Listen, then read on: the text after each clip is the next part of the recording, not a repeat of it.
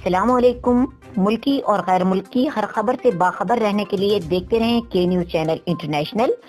خبروں کا رخ کریں گے ساہیوال کی طرف، جہاں پر فوڈ افسروں نے ڈرا دھمکا کر دکاندار سے 10,000 نقدی ہتھیا لی۔ اصرار کرنے پر 12 فروری بغیر مہر کے رسید تھما دی، دکاندار سراپا احتجاج۔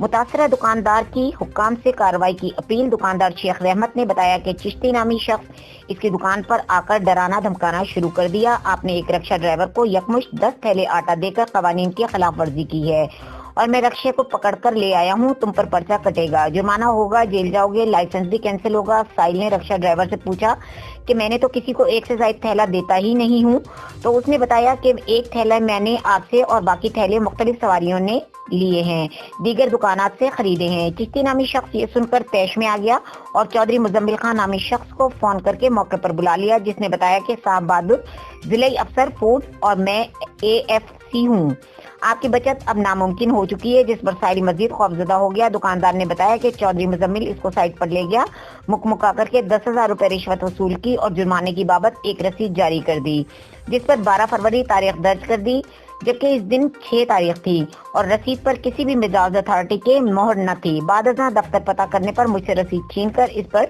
ٹیمپرنگ کر دی گئی۔